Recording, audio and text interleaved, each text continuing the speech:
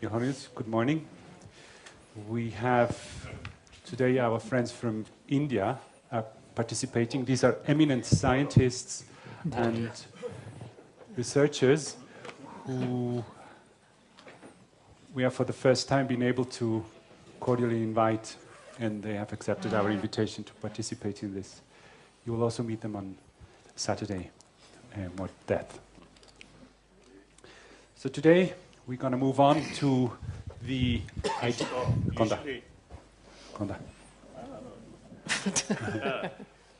Usually I describe myself as a messenger of ancient Indian thought. So now my real master, these are my masters. Welcome.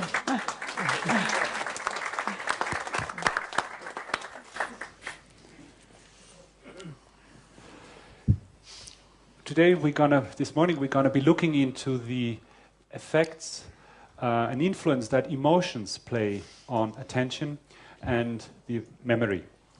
And we are very honored that Professor Elizabeth Phelps is coming from the University of New York. She's there at the Department of Psychology and Neural Science, and her work has been groundbreaking in the investigation of how the human brain processes emotion and how that particularly affects learning, memory, and decision-making. So please, Liz, it's yours. Thank you. So, Your Holiness, before we begin, I want to say it's an honor to be able to participate in this dialogue with you today. And I want to thank you in advance for your attention and consideration. So I'm going to talk to you today about emotion and its impact on attention and memory. And just to give you a brief outline, I'm going to start just talking a little bit, very briefly, about what emotion is and why we have emotion. Then I'm going to move on to talk about emotion and its influence on attention, and then emotion and its influence on memory. And at the very end, I'll talk a little bit about how our thoughts can influence our emotions and how this might relate back to memory and attention. So I've heard a lot in this meeting so far about the destructive nature of emotion. But emotion also has some very important functions that are necessary for human survival. So in this picture here, as you can see, the fear this woman feels will motivate her to take actions to protect herself. And here's an example of a young mother looking at her infant, and the joy and love that she feels may inspire her to care for this child when it's difficult. So emotion is a signal. It tells us what's potentially relevant or important, and this can help motivate us to take appropriate actions. And because emotion is so important in how we function in the world, it should, by definition, influence our attention, memory, and our thoughts. If we look at the brain, it seems to be designed to do just this. So I'm going to talk today quite a bit about this region right here in red. It's called the amygdala. And this slide here shows a diagram of connections throughout the brain. And what this part here looks like is somewhat like, I come from the island of Manhattan in New York. This looks a little bit like Grand Central Station, which is our main train station. The amygdala is widely connected to a number of regions throughout the brain.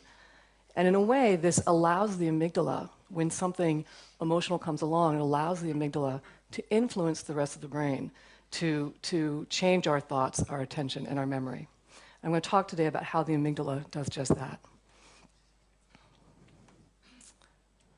So before I begin, I want to talk a little bit about what affective scientists think of when they think of emotion. Now, I think you and I and others in this room could talk for an hour or a day or maybe a month about what emotion is. I'd like to postpone that conversation until the discussion section, if we could. I just want to tell you that affective scientists, people like me who study emotion, know emotion is not one thing. There are a number of parts of an emotional response, and so I'm just going to briefly review what some of those aspects are. So usually when we use the term emotion, we're talking about our subjective feeling, what we think, how our consciousness is feeling at that time. And that's part of emotion, but it's just one component of emotion.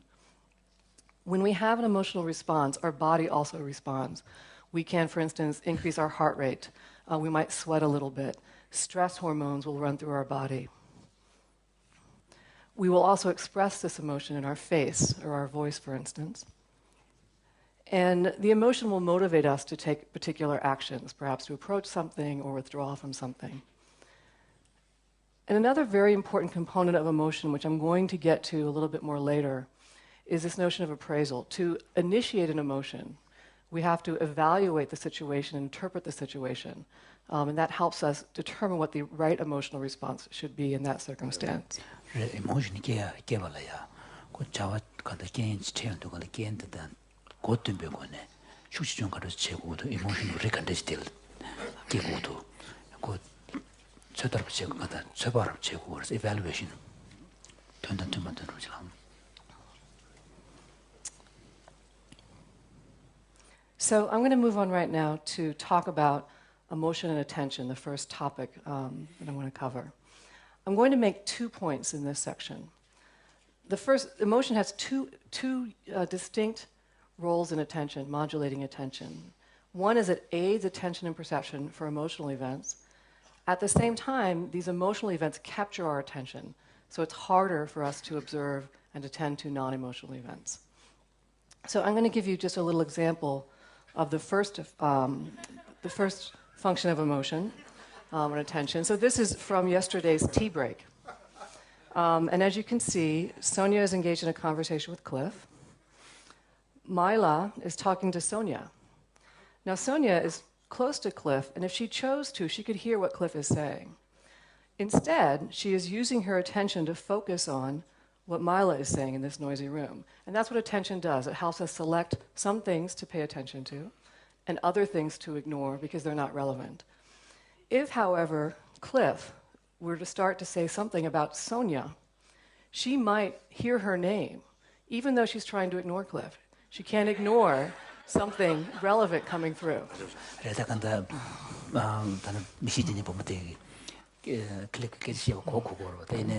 미버디 모란게시스 때에 여자 암조 코들이야 나만 샤샤드레스 대한께지 셰베쇼를 모란가 민 바나만 깨지 셰베 나는 모란민 된서나 모란다 되어요 엔자랑 싱틀이야 도나 지그레스 the emotionally important 차고르와 the murder to the 되게요 엔자. So in this way, emotion, something that's emotional and meaningful to us will break through our limited attentional resources even when we're not trying to pay attention to it. In the laboratory, we study this effect with something, with the attentional blink, which you heard about from Anne Treisman. So again, the way this paradigm works is a number of stimuli, in this case they're words, are presented very quickly. And we ask people, in this case, to tell us the words that are in green ink and ignore the ones that are in black ink. And people are pretty good at doing this, unless this second word, what we call the second target word, comes very soon after the first target word. When this happens, people often miss the second target word. And that's because noticing this word and encoding this word and attending to this word takes some resources, which are then limited. Experiment 제베급이야. lab now 미소리 이 지디에 방진 된제. 다 지금 나 보임 받을이야 간 라모고스. 전에 장구유나 아니 간 랍쇼아스. 다 하우스 라보라. 다 니버디 아니 양랑 부샤베나 미소 랍투고레스. 다 니버디 랩세디 아니 강바다 강베시드다 니버부 지키용베나 니야 랍투고요 말레스. So in terms of time, temporal distance, how much?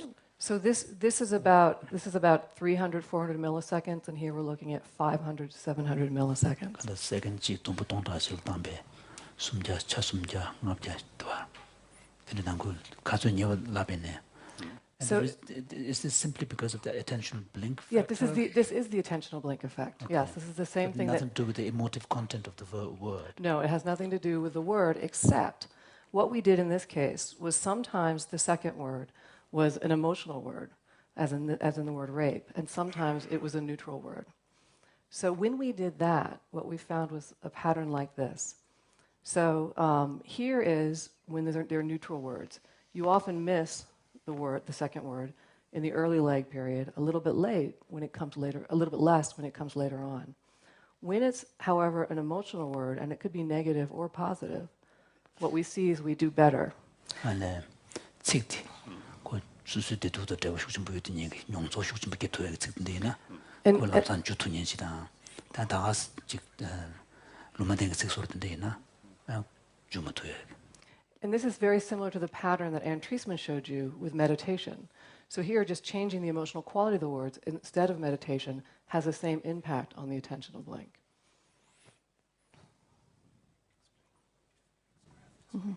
Okay. This is with patients with damage to the amygdala, that brain region that I showed you earlier in red. What you see is here, this is the percent of times they reported the second target word. There was no difference if the word was neutral or emotional. They failed to show this enhanced response in the intentional blink effect with damage to the amygdala. So this tells us the amygdala mediates this facilitation of attention with emotion. And when we think about how this happens, we know something about the amygdala's connectivity with the rest of the brain. So the amygdala, this region back here, is the visual cortex. And the amygdala gets information from the visual cortex very quickly and early on in sensory processing. It then feeds information back to the visual cortex, telling the visual cortex if something is emotionally significant. So if you show somebody faces with a fear expression, you will see enhanced amygdala activation. You will also see enhanced activation in early regions of the visual cortex. And if you damage the amygdala, you fail to see more amygdala activation in the visual cortex. What's interesting about this is this response we see that depends on the amygdala in the visual cortex for emotional faces occurs even in these regions in the very back that we know are necessary for simple perceptual functions. So I'm now going to demonstrate for you a simple perceptual function called contrast. I'm going to show you a little circle, and there are going to be some lines in the circle, and they're going to be tilted to the right or the left. And I would like to know if they're tilted to the right or the left.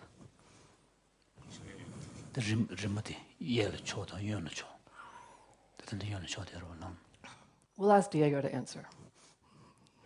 Very good. How about this one? Right. Good. How about that one? Confused? Okay. No, it's left. Yeah. It's left, you can see. It's very hard to see on this one on the bottom. And the reason is... Take the yellow shoulder, yellow shoulder. That's every time I do. Now it's clear. Yellow shoulder. Yep. Here. Can you see? I think the screen is very small because Yeah. Well, I tried to make it hard, so don't feel bad if you can't see. The point I wanted to make with this, these patches vary in what we call contrast, which is the differentiation between the light and the dark shades. And contrast is a perceptual function that happens very early in visual processing. You need contrast to even detect lines. And we wanted to see...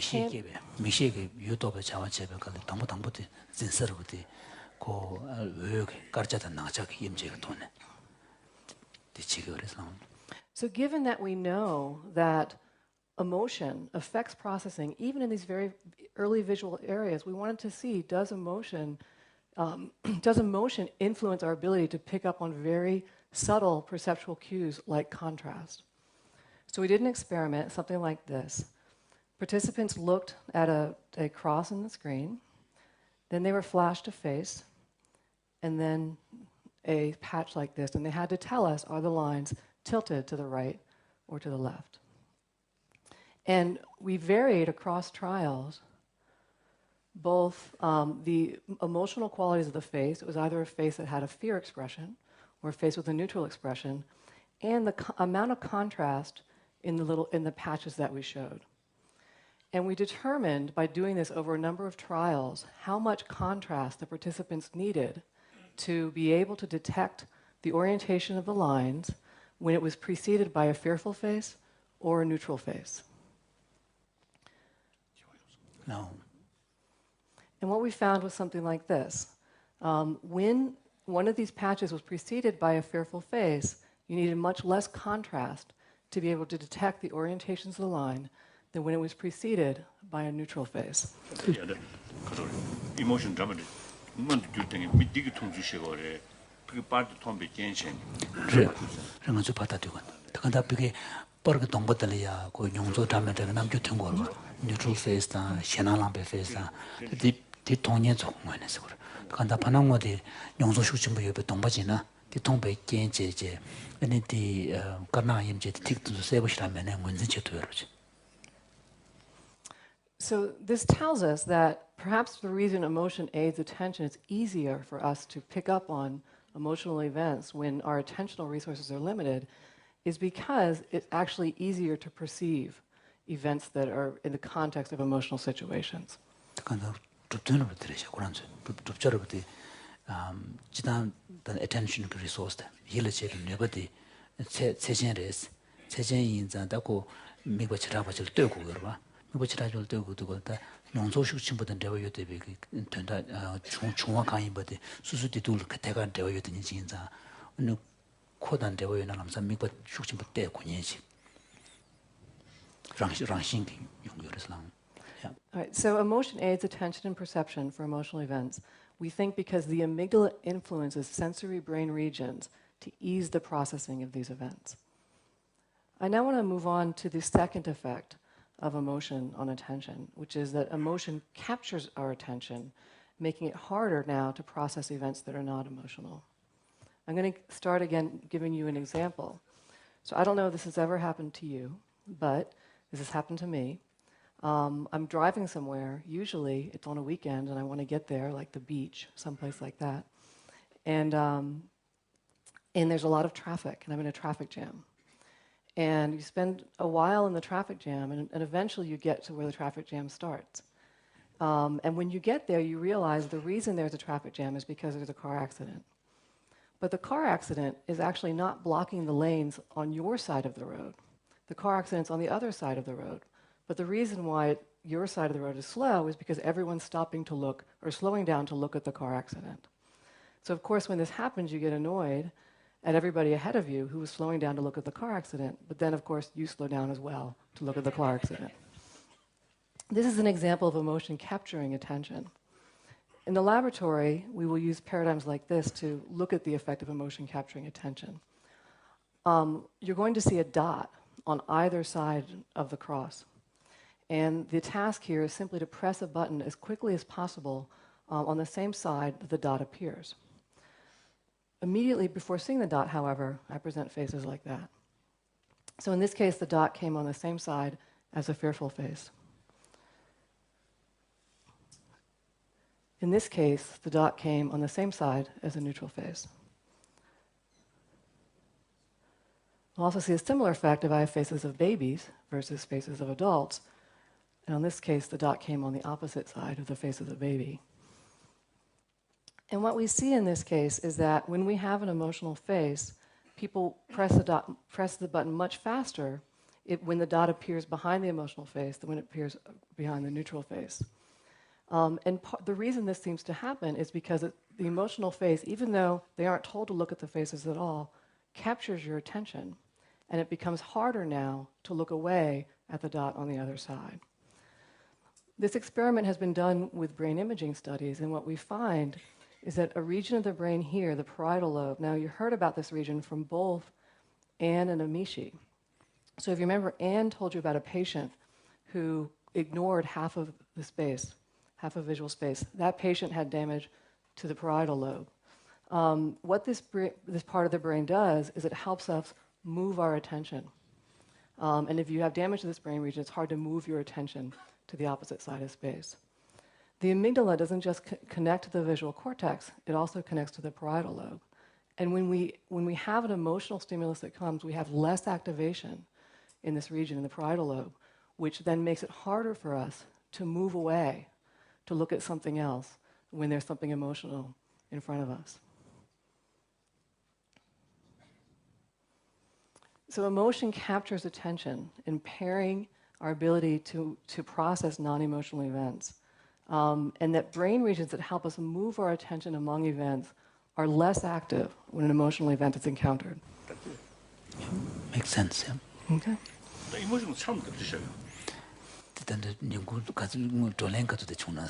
he's always asking the question, how do you actually define emotion. So in this case, so something about the amygdala that's very interesting, and as I mentioned earlier, we can talk about how you define emotion for hours. So maybe, no, but I want to answer this particular question because I would like to talk about this. I just want to be able to finish the rest of the talk. But the amygdala is not a region that seems to be necessary for your feeling.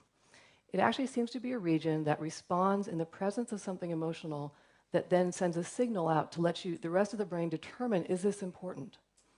So the feeling may come after that. So in this case, of course, you probably didn't have a strong emotional response in seeing those faces. But those faces are a signal that something's potentially important. You don't know yet whether it is important. But because it's potentially important, the brain should now pay more attention to that to determine if it really is important and something that is necessary to elicit a whole emotional response.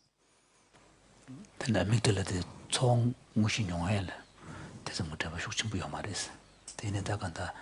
지 emotion다 되어야 되니까 다 수수대도 팬도 내가 되어 유든이 게 중앙 없잖아. 다 뒤에고 개짐으로 자고 되고 되게 문제 지냐다. 알레 emotion is rank 되도 저래. 나 emotion rank 되도 저래. 현지 되도야.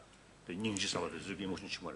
So for example, like if the amygdala is signaling something emotionally relevant, important event, does that necessarily imply that it is important to you, to the person who's experiencing, or can't one have emotion with relation to someone else that is completely other focused, like say altruism or compassion? Sure, absolutely. So so that may not be relevant to the survival or the well-being of the individual. Person. Yeah. No. So it is not self-focused, or it's not self-directed. It doesn't have to be self-focused, but you decide what's relevant to you. So if it is important to you, to be altruistic or compassionate, that still is relevant to you.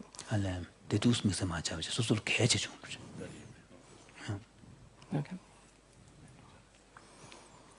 So I want to now move on to emotion and memory, to talk about how emotion might influence our memories. And here I'm going to be talking about long-term declarative memory, the memories that we have for days or weeks or years. And before I get into what emotion does to memory, I want to talk a little bit about the structure of memory. So memory really has 3 stages. The first stage we call encoding, and this is when you first... So can you explain encoding? Yes. This is when we first encounter information. So this is just the first time I see you, I'm encoding a memory of you. So this is just when we first encounter information. Once we've encountered information, we store the memory. This is a passive stage because we aren't doing anything. It is just in our minds and our brains, waiting for the next stage, which is retrieval. So emotion can influence. Yep.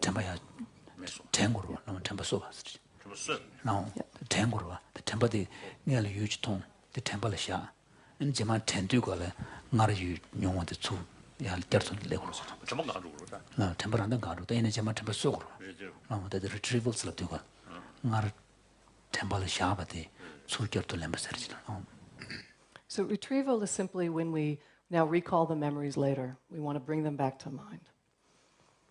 So emotion can influence all 3 stages of memory independently. So I'm going to go through them one by one. I'm not going to say much about the first stage because essentially the first stage, what happens in encoding that influences memory, is the same thing that happens with attention. The more we pay attention to something, the more likely we are to remember it later. So I've already told you what emotion does to attention. What it does is it gives us enhanced processing for the highly emotional events and impaired processing for the other events that are around. So for instance, in this situation, you probably are hardly noticing the architecture of this building. Yeah,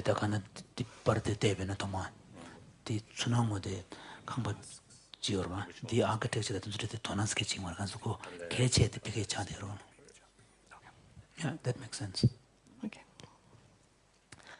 So emotions' influence on encoding are the same as attention, which is It allows us a better ability to take in information that's central and emotionally important, and less of an ability to take in information that isn't as important.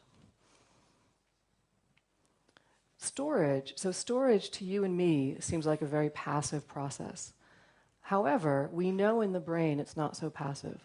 There are changes that are happening in the brain over time that make memories become more or less stable. So a lot of the things that we encounter, we forget. But some of the things we don't. If you were to, for instance, bump your head and have a concussion, what might happen is you might forget some things that happened right beforehand. And this is because this storage process of memory was interrupted. So there's a period of time after you encounter something where the memory becomes set in your mind. And this is a storage process we call consolidation. Emotion influences this storage process. So in an experiment we did, we showed people pictures like this, sort of neutral scenes of people interacting. And later on, they were shown pictures like this again, and other pictures, ones they have seen before, ones they haven't seen before. And we asked them, both immediately after they saw the pictures, and then also a week later, did you see these pictures before, or did you not? And what we saw for the neutral pictures was a pattern that you might expect. Immediately, when we asked them, they remembered quite a few of the pictures. When we waited a week, however, they forgot quite a few. This happens all the time in memory. We forget things over time. We also included pictures that were highly emotional, like this one. Here, what we saw immediately, they also were very good at remembering which pictures they'd seen before. However, they didn't forget the pictures at the same rate. They seemed to hold on to them a little bit more strongly. No.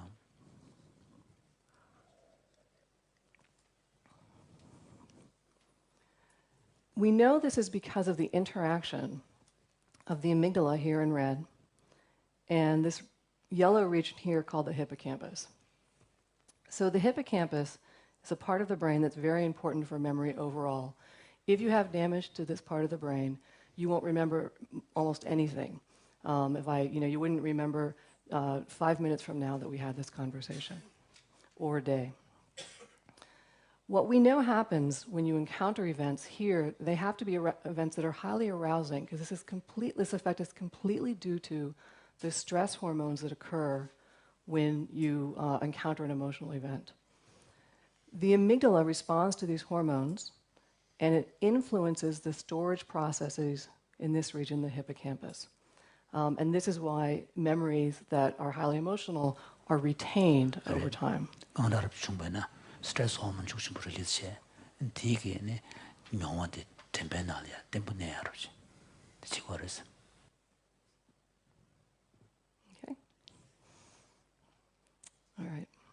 So emotion enhances memory storage. Emotion also has an impact on this final stage of memory, which is when we recall it. So you probably remember where you were when you heard about the attacks of 9/11. Most people have fairly vivid memories of that day.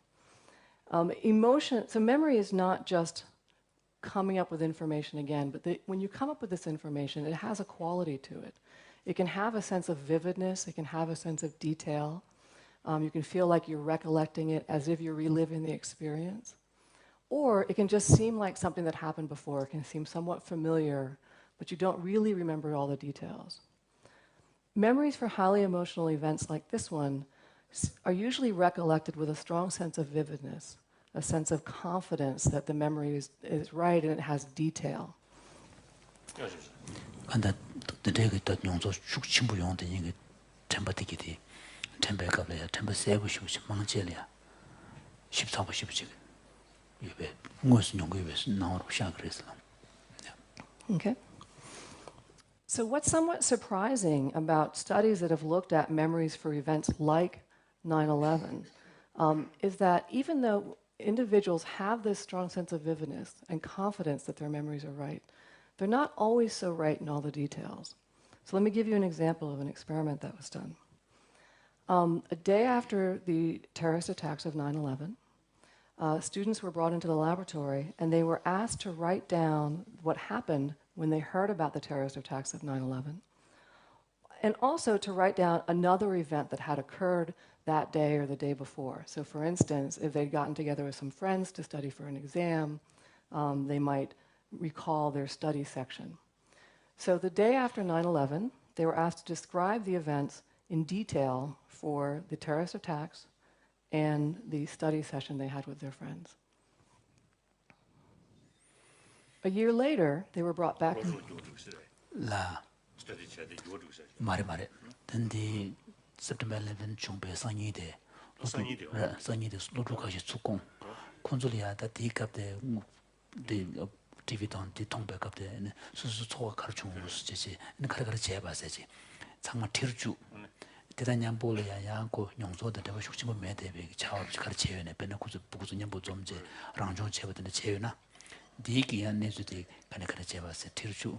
다디 냐제 로직이 쉬고 아니 야 깨르도 군도 티윈서리 so you know.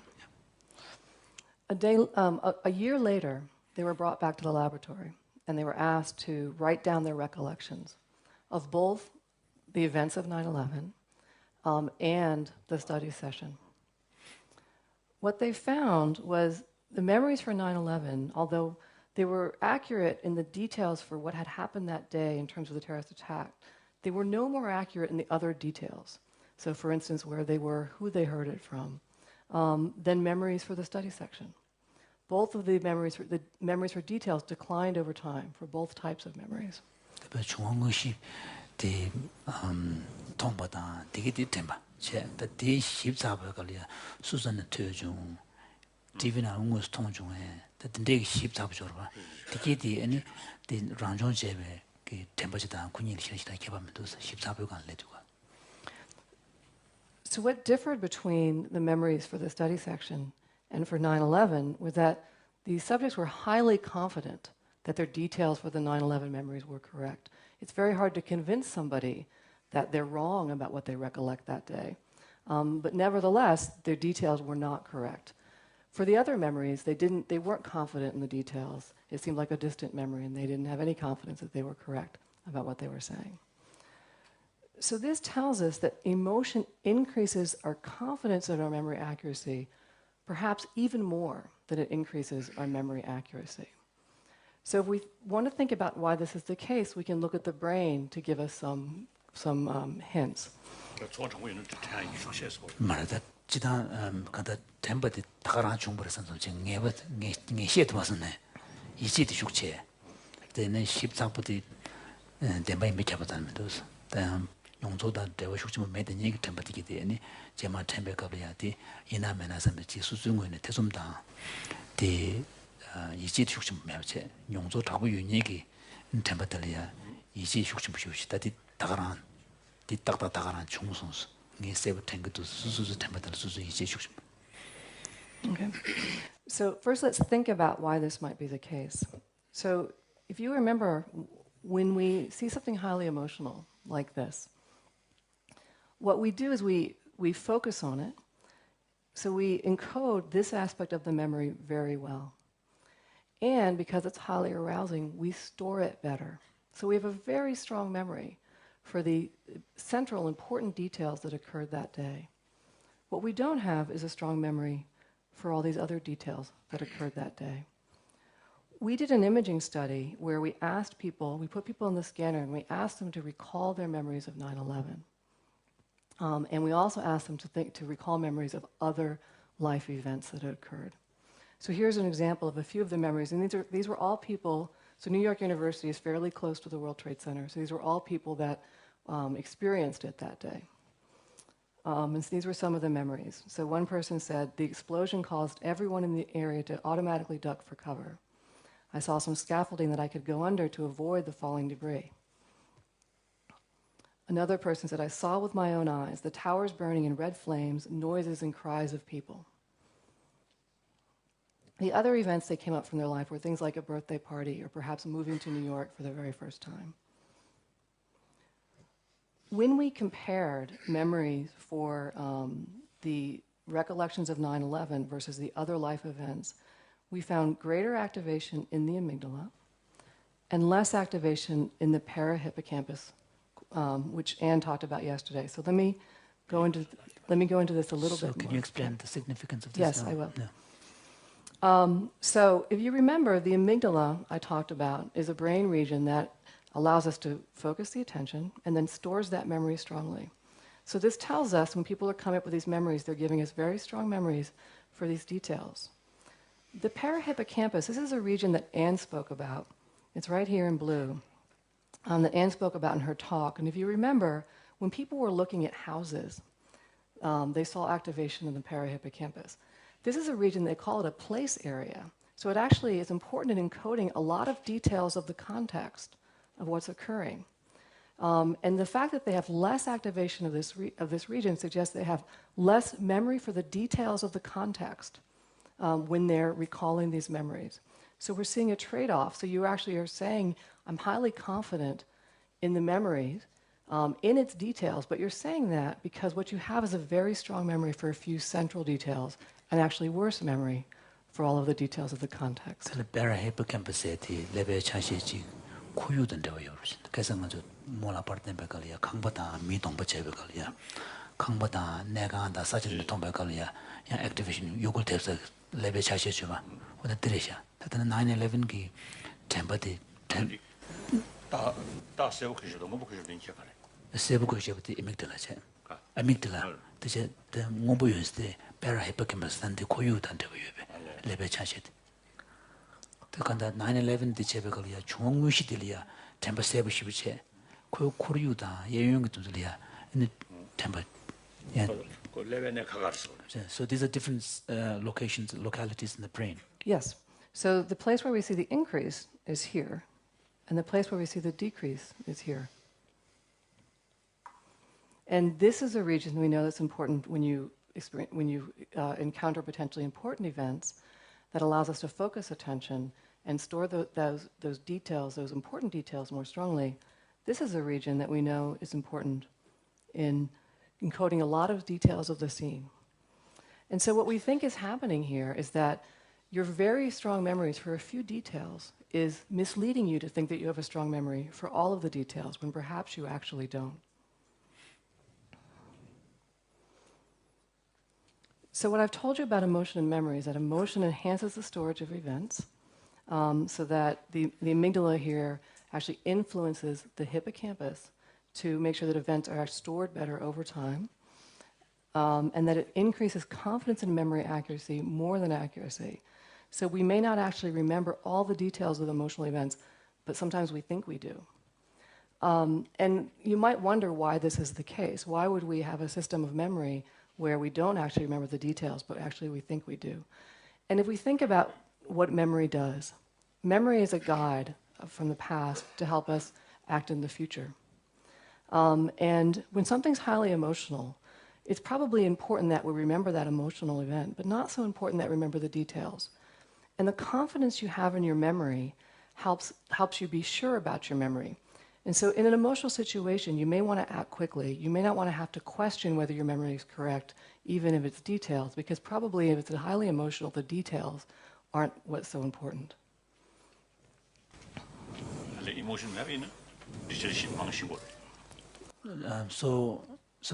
So the implication here is that if the memory is not that of a strongly emotional kind of content, then there will be greater accuracy in remembering the details. Is that the implication? So sometimes there's greater accuracy in the details for neutral events.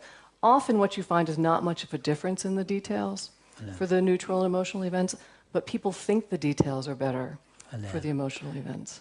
지단 컵과 셀리아 간다 emotion 중심부 맵에 템버도 있나 detail des 사버 시버 용시 그래서 이내 개발 가려서 라베나 디테일이야 니 편준이가 템버 세버 맨에 emotion 중심부 유니기 중원들이야 디테일스 되게 다가란 인삼삼지 이제 죽셔요 그래서 강사 템버 수준 거네 되게 다 뭐라 내가 들으지 템버 수준 건 이제 지금 용거 좀 생각해서나 마음 발이야 대단하라고 riktyun chebe na lamsan tonglen che kuyorwa. Ta di angsa yongya tundalya.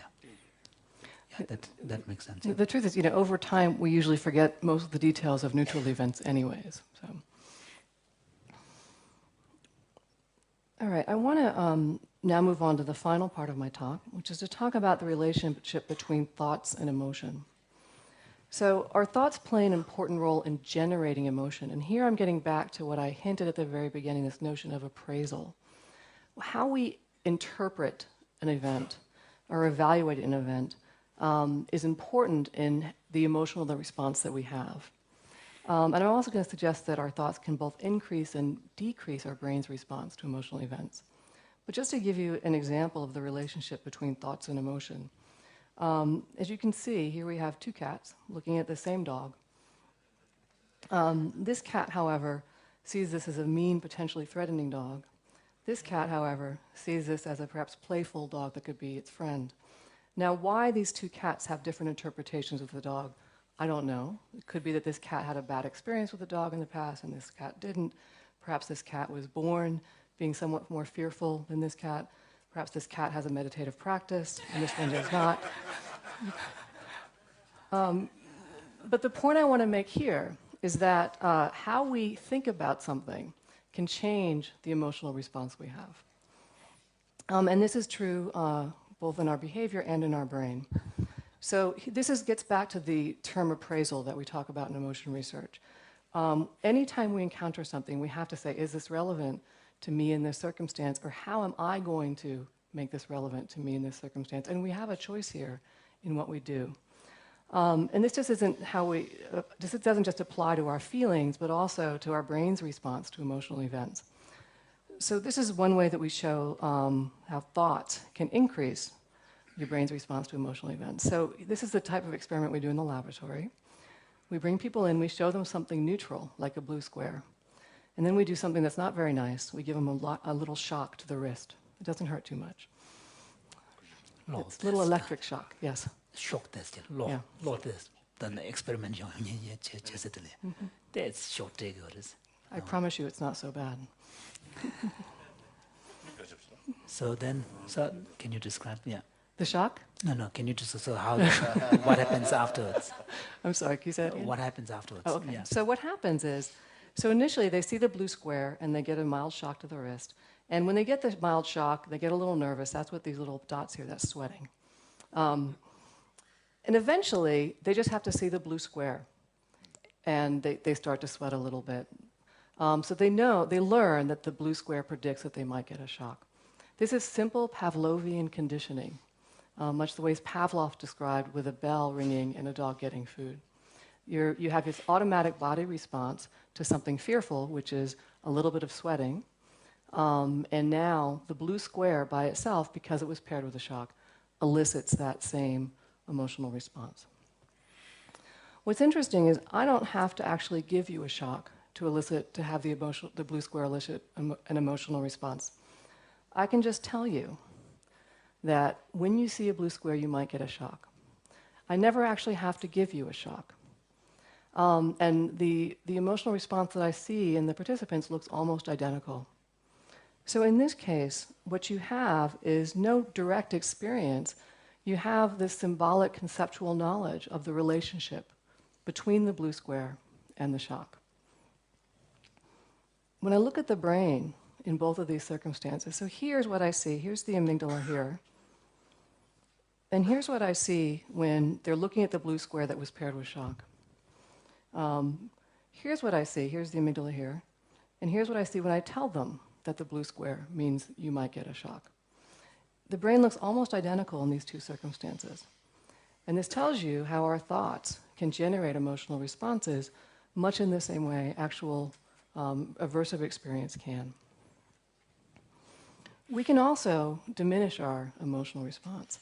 So doing something very similar. Now, again, in this experiment, we pair a blue square with a shock. We also have another stimulus here, a yellow square that never gets paired with shock. On some trials, I ask participants just to attend to their natural feelings when they see the blue square or they see the yellow square. On other trials, before they see the blue or the yellow square, I ask them now to regulate, to try to think about it differently, to change their emotional response. And the way we do this is before we do the experiment, we say, when you see the blue square, and I ask you now to regulate your emotional response, I want you to try to use that color to think of an image for you that's calming, an image from nature. So now, instead of, when you see the word regular, instead of thinking about the fact that you might get a shock, think about this image that you came up with that's calming to you. And this is what I see. So here what I've plotted, this is essentially a measure of your skin that tells me subtle differences in sweating. And here's the amount of sweating you have to the blue square that means you might get a shock, and the yellow square that means you won't get a shock. When I'm asking you now to just attend to your natural feelings or try to regulate your emotional response. And we see we don't get much. ngombu topchi tembe kable ya show yung gres la sharba sebu topchi tembe kal show san yo mares tati tangbone lab ane tatelia teser ni chen rikchilia ane kapchilia to ngombu tembe kable ya maden ko ngeli ka ngombu tembe kable ya ne lot count to suju tujun lot jume kan shas natural kan shas lab ya chapchilia ngombu tembe kapte ane jiksem ma ship shilu yo ya 미버스 체스 그 지금 윤종다 거리는 지 체스 레귤러 체쇼스 디닐라베 건 개바도스 또 그주디 간다디 루풍구나 자마자 되던 따고라 수불unguna 자마자다 근데 no skin. So here I've plotted this sweating response. We call it the skin conductance response. That's what it stands for, SCR. And what you can see is they sweat more when they think they might get a shock, in both cases. But when they're attending to the emotional response, attending to the fact that they might get a shock, they sweat even more than when now they're trying to regulate their emotional response. So here, when they use this imagery strategy, they can decrease, at least their body's emotional response. When I look at the brain, so here I'm just looking at the amygdala, here, this response here. This is how the amygdala responds when I ask them to attend to their natural feelings, the fact that they might get a shock, and we see an increase in response here. When I ask them now to regulate their emotional response, we actually see a decrease in the amygdala response. However, the amygdala is not acting by itself. The amygdala is connected to a number of brain regions, as I told you. So what we saw was not just the amygdala decreasing its response, but a circuit of brain regions became involved.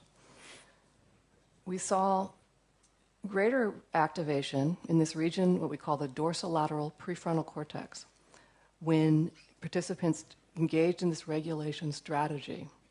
And this is the same region that Amishi talked about and Adele talked about as being important in executive control. So it's almost as if when they see these stimuli, and I'm asking them now to think about it differently, they're having to use these executive processes to help it reinterpret the stimulus. This region shows connections to another region here, which we call the ventral medial prefrontal cortex. This is a region that we know has strong connections with the amygdala and is capable of actually inhibiting responses in the amygdala in a number of different paradigms. And these two regions are connected to each other. And we think both of these regions work in conjunction now with diminishing the amygdala response, and in this case, at least the body's expression of the emotional response. So just to sum up this last part, I've suggested to you that our thoughts play an important role in generating emotion. How we appraise a situation or interpret a situation determines our emotional response. And that our thoughts can increase or decrease the brain's response to emotional events. So how we interpret the significance of events can increase or decrease the amygdala response. And through the interactions with the prefrontal cortex, this gives us a pathway for thoughts to influence the amygdala. And I have one question to finish up that we can talk about in the discussion. So I wanted to ask you, do you think analytic meditation has effects similar to emotion regulation? Definitely, yeah. And if... Of course, depends on what we mean by meditation, the word meditation. Well, I'm leaving that up to you. 이동원의 meditation 샤위는 샤워페인. For example, like 이동원의 meditation 샤위는 시단페인. for example, if you meditate on an object of desire and cultivate that familiarity, it will increase your attachment. Which is, you know, And if a you form of emotion regulation, perhaps not what we want. and if you focus, single-pointedly on an object of hatred, then it could enhance your hatred. Well, emotion regulation, as I showed you, can both increase and decrease fear. How we choose to use it is really up to us. And then the question becomes, and this is not something we've looked at, whether either emotion regulation or analytic meditation might influence emotion's impact on attention, memory, and the choices we make. But I don't know if you have any insights into how that might occur.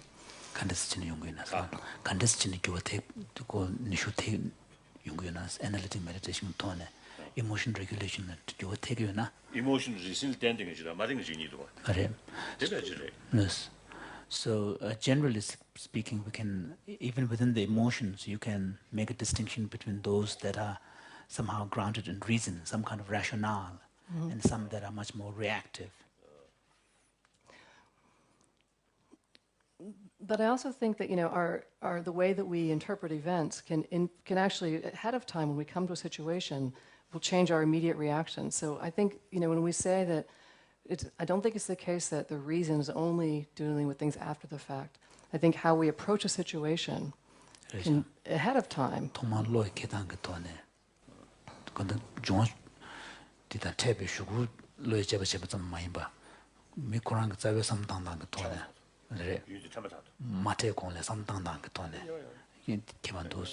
That's true. That's very true. All right, and finally, I just want to thank you again for this dialogue today.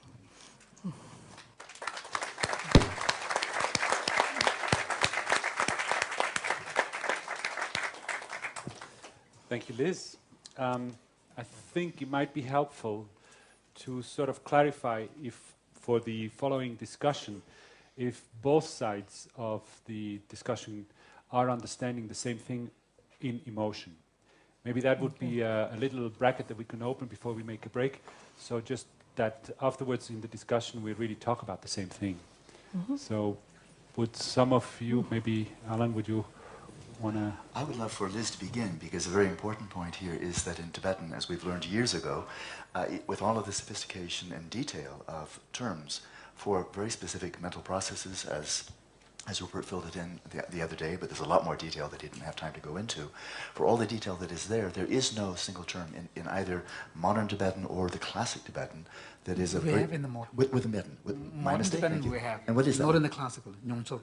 Nyongso. Yeah. And so, but in the classic, in the classic presentation, there is no term that corresponds closely to emotion. So I think if we're going to initiate such a discussion, it would really be good if you could fill us in on it. And if I could just give one suggestion of something you might touch on, is compassion, is as obviously very central to the whole Buddhist endeavor. Some people believe that compassion is an emotion. Some would say it's not an emotion, it is actually a more of a cognitive state, one of aspiration and yearning, which is conjoined with emotion. But if you could just simply clarify for all of us here, what you mean by emotion, and what would be the demarcations of what is and isn't.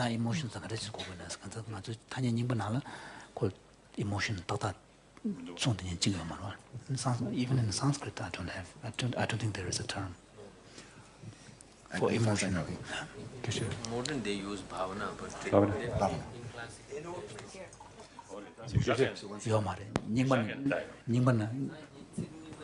Microphone, please. I'll say that just for the record, and that is in the classical Sanskrit, there is no corresponding term, but they take from the classical, and in the more modern usage of classical, then bhavana. Bhavana. I mean, there are words in Sanskrit, Bhava. bhava, sthayi bhava, that mean that are Sanskrit, that are used for motion. Give the microphone. Yeah. Resna Valas is a Sanskrit scholar, so that's why we're reaching out. Otherwise, I would not encourage that. Well, as Rupert mentioned, there is a term bhava, but really began to designate emotion only from the 10th century on, with introduction of Dharma Shastra and dramatic sentiments and emotions introduced, but we don't have evidence that before that designated Well, emotions. 10th century is fairly early. So, 10th century is fairly early, so. so maybe I could. So, Liz, please. Actually, bhavana is So- bhavana. No, please, please. We want to bring that So now. yeah, to I know. this. Maybe I could give a sort of a brief answer, and then, which is not going to be satisfactory, I don't think. I think it's interesting to me that there is no single term for emotion, because I think in the way that we think about emotion in Western science, it's almost a hindrance to have a single term for emotion, because it really isn't one thing. And so even today, in the talk I gave, the different effects I talked about, different components of what I call emotion underlie those effects. So when I talked about emotion enhancing the storage, I know that's completely due to the physiological arousal response that you get, which is a component of emotion. When I talked about attention, the effects on attention, there it's really a signaling of something potentially important that isn't related to physiological arousal. So emotion theorists have had quite a difficult time coming up with even defining what emotion is, and it's never one thing. It's many, many things. And so we call the main theories of emotion component models of emotion, because we break emotion down into its component. If we had to think of one thing that holds all of these things together, is that I would say it's something about signaling what's important to us, what's relevant to us. And so to me, the category of emotion somehow has something to do with signaling what's relevant or what's important. But there's a number of different ways that it's expressed, a number of different ways that it's done, and it's quite confusing to try to come up with all the different details of the things that comprise emotion. And I think it's been difficult for Western science because people don't mean the same thing when they talk about it often. And the fact that we have one word to describe so many things kind of lets us talk past each other at times. Richie, do you want to answer this?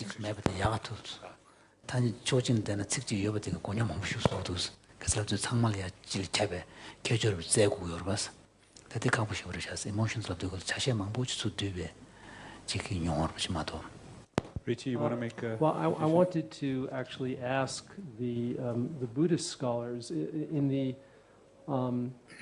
some systems of the Abhidharma, at least as I understand it, for each there is one of the mental factors concerns positive, negative, or neutral, and that is regarded as an omnipresent mental factor. Vedana, feeling, yeah. Feeling. It's translated as feeling. And so I would like to ask... So you're talking about it positive, negative in the sense of how it is felt, rather than ethically, not ethically, from an ethical point of view, positive, negative, but rather from the point of view of joyful, pleasant, unpleasant. That's what you meant. Okay, Yes. Risha. Yes, and so if that is the case, what is the Buddhist understanding of what that positive and negative is actually referring to? Is it some affective coloring or tone to the mental process, or is it some other quality which has not yet been fully described here? 남배 ngombe shone shebe na kundonga shigwa kundonga nalolia chowachi yores khojumus ne chowadelia chowadedo tanyum sumgi ke shigorbas ta chowa dewa na dungan tanyum sumse de bena kundu tamchi kundu ene sheba tamche jul yungyo anza sheba inzelia ko legiorba le digol da chowachi legi digol chowadi dewa na dungan tanyum se koede ko sheba de nyumdu golia kolia 직 당당이로지 직 천천히 담아서는 당당이기 고르지래 용두가래요. 완전 뒤뒤어요. 강소, 디소, 디소세. 아는 구르시는 디소세. 네, 드려.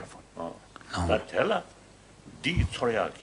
디소세. 디나로는 이 때와요. 또 매우 다니 그랬어. 그래서 나 저렇게 한다라. 소리 달라서. 아는 가지고 구르는 것은 소리 나래. So generally speaking, 소리 코라 대화를 두면서 어떻게 하면서. yes. 소리지 강소로 벌써 나와이나? 디소스. Yes. 디소스. 좀 Lare. 잉글리시. Lare. 잉글리시 그래. 제 잉글. Lare. No. 다단다 쿠란 간다 쉬베나 다 군도이나 군도이나 남시 탐지가 제수 주고요. 송보된 바인자 다 아니 초지냐 볼래 되고 그랬어. 저는 소리도 듣고 와. 그래서 또 소리도 소리잖아. Lare. 너무 소죠. So, yes. So of course, this is he's also saying that this is his own take on this. When we bring up concepts like feeling in the Buddhist context, one needs to one needs to understand this because it's an activity. So one needs to understand it in terms of an agent that experiences it, or the instrument by which you experience it, and then the object of that experience. And what is being experienced, in the manner in which it is being experienced. So when we talk about pleasant and unpleasant and neutral feeling, positive, negative, and neutral feeling, then it is the object of the feeling, what is being felt. So then there is the subject feeling aspect of the feeling, and that is this receptivity to what kind of feeling that might be encountered.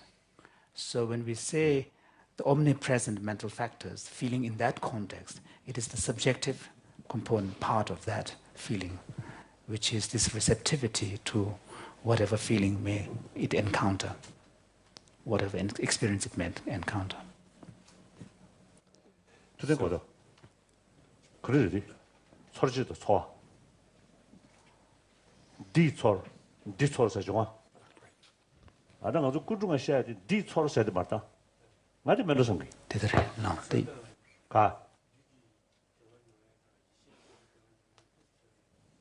아 리시고 하다 이시고야 가가로. 그래.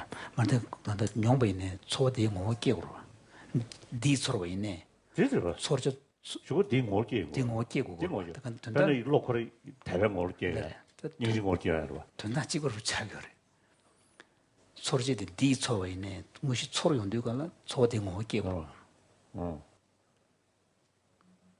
아다 그래야 돼. 우면 슝샤시디 잉의식을 가르치 쉬어거든. 나래 잉어래.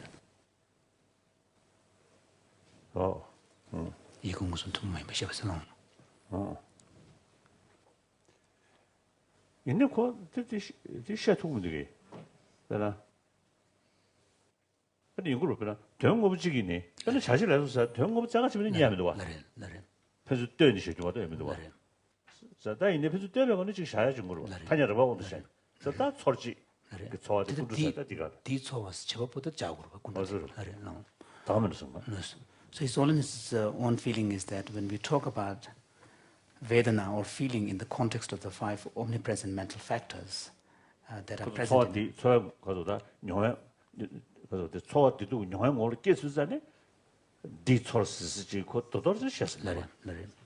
So it is this subjective component. So of course, when it experiences whatever feeling tone it experiences, it takes that shape or it takes that form. But conceptually, still you can make a distinction between a subjective aspect and the objective aspect of the actual experience.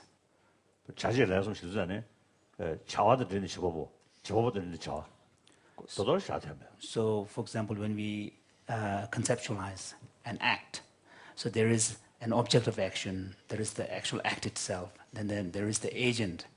So conceptually, one needs to make a distinction, but in actual fact, it may be the one and the same thing sometimes. So with this, I would like to make a break, a tea break, and then we gather again in 15 minutes. Thank you. The question regarding what is emotion, I would like to bring it quickly back to Rupert to make a small addition, and then we can maybe go over to Matthew because he has an idea about positive, negative, and neutral emotions. Thank you. Thank you. I just wanted to add that I think that maybe the fact that there is no obvious word for emotion in, say, Pali and Tibetan, coming from Sanskrit for this word, this concept emotion, may be a little bit of a red herring. It's not really it doesn't really tell us anything. It sometimes seems to me that it's taken as implying that in Abhidhamma and in the list of so-called mental factors, emotion is not included. But in fact, all the, I mean, just as in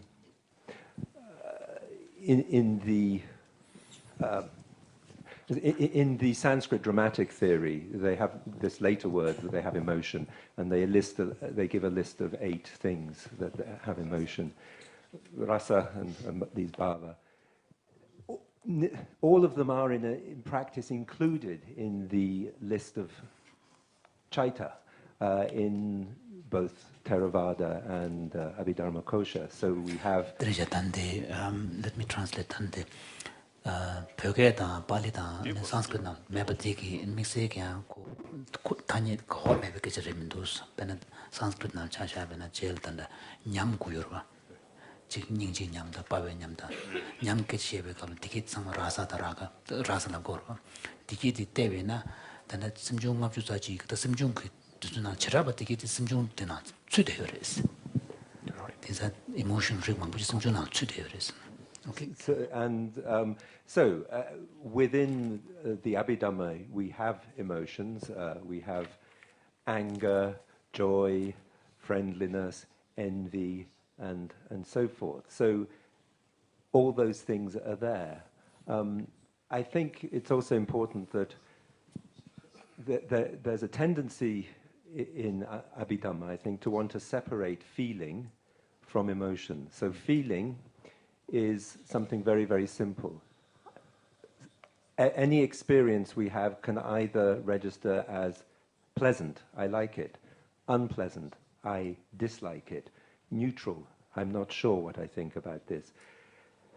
And the point is then that feelings can be then associated with what would be considered kusala, wholesome emotions, or akusala, unwholesome emotions. So I can have a pleasant feeling when I'm sitting greedily eating my meal. That is pleasant feeling, but with the emotion of greed. I can also have a pleasant feeling when I am sitting talking to someone and the conversation is friendly. Then there is pleasant feeling associated with adosa, friendliness, metta. So I think there is quite a lot in Abhidhamma, in effect, about emotion. When I suggested that it wasn't there, it was certainly not at all to imply that emotions aren't discussed, but simply that category of emotions, non-evoked emotions. And I say I'm still not very, I mean, I'm perhaps asking for too much because the clarity is not present already, but just the notion of signaling what is significant and not significant.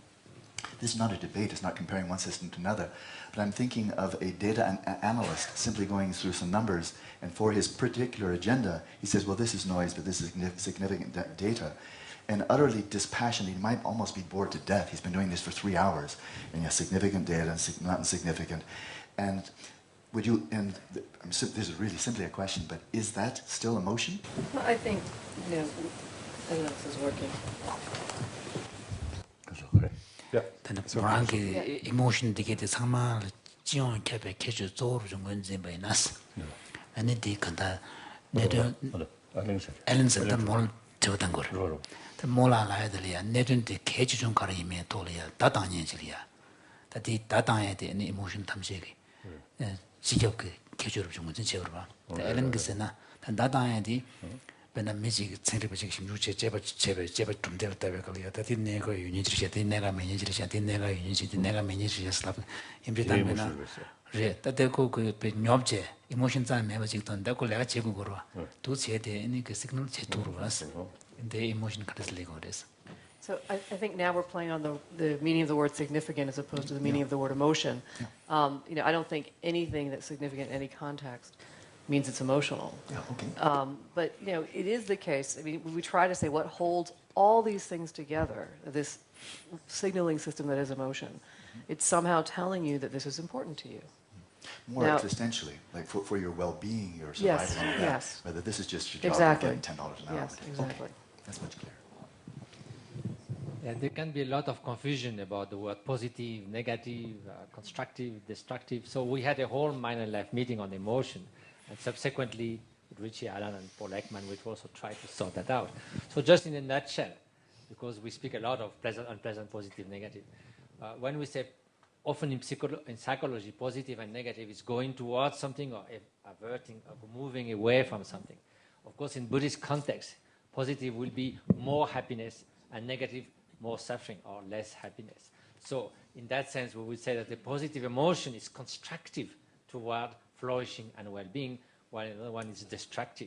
So it has nothing to do with attraction, in a way, with pleasant and unpleasant, because as just said, a very pleasant momentary experience leading to hedonic happiness may in the end cause a lot of suffering, while sadness, for instance, which are very unpleasant, at the same time could be compatible with sukha, which is a way of being strong, free, within, compassionate, and all that, a sense of orientation in existence, which is compatible with genuine demonic happiness.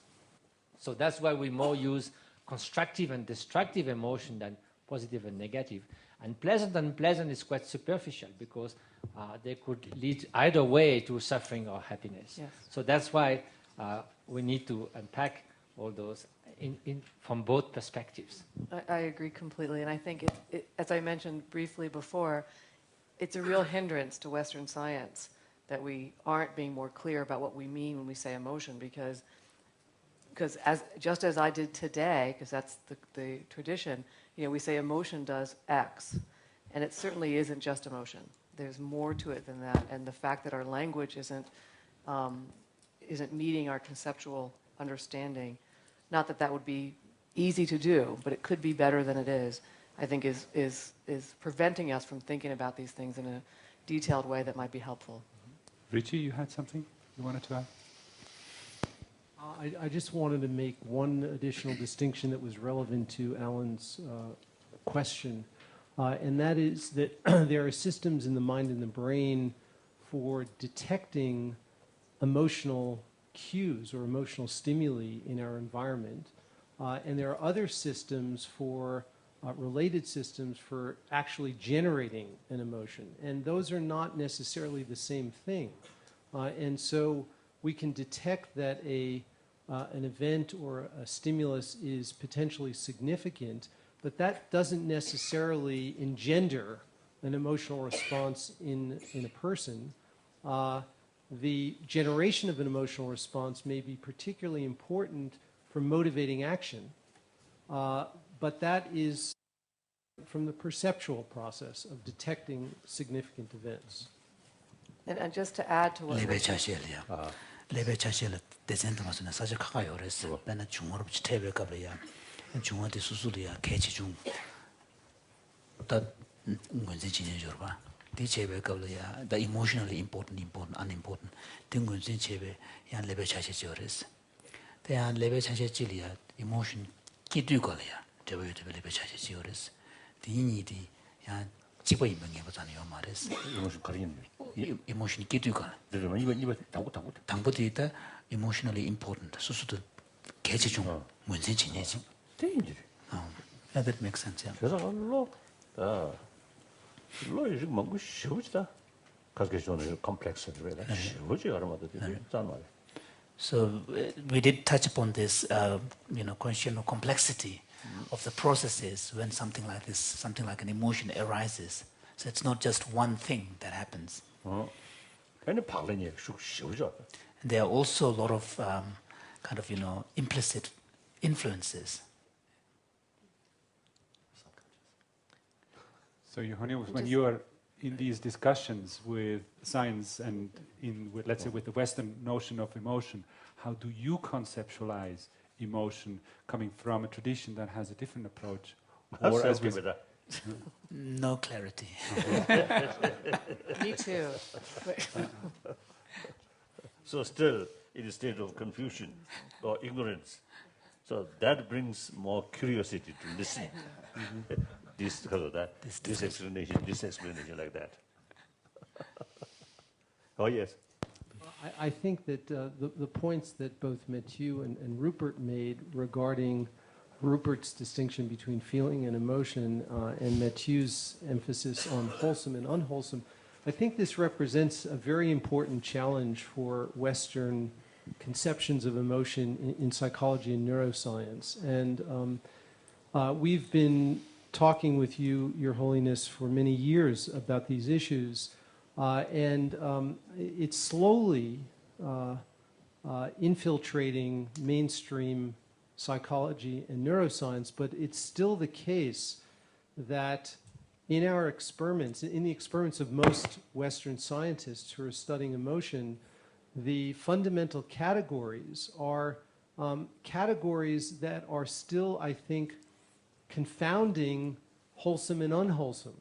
Because a positive feeling, as we heard, can arise in the context of an unwholesome situation or a wholesome situation. And that distinction, I think, may be crucial to the brain. That may help actually resolve some of the ambiguities in our own research. And I think that we need to take this dimension more seriously in the research that is being done in Western emotion science.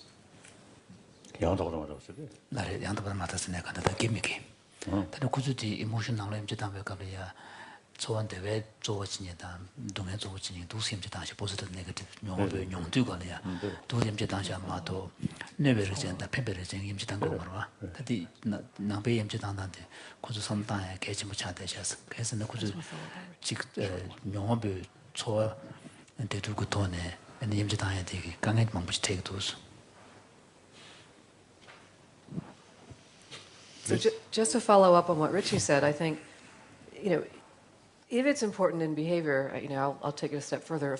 It definitely is going to be somehow represented in the brain in a way we can see. But I think the challenge for us scientists is to find a way to really define the concepts, what we mean, wholesome, unwholesome, and how we can verify that.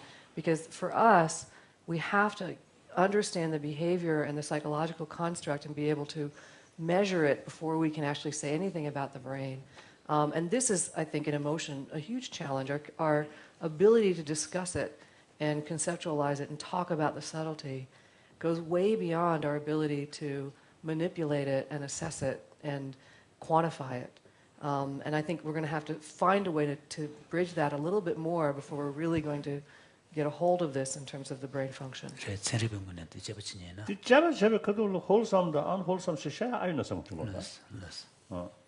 So His Holiness's own personal feeling is that when we are doing science, basic science, analyzing what the mental processes are, investigation, on that level, he's wondering whether this evaluation of wholesome, unwholesome is actually a good thing or a bad thing, or relevant. Is it even practical? Yeah, relevant. Relevant.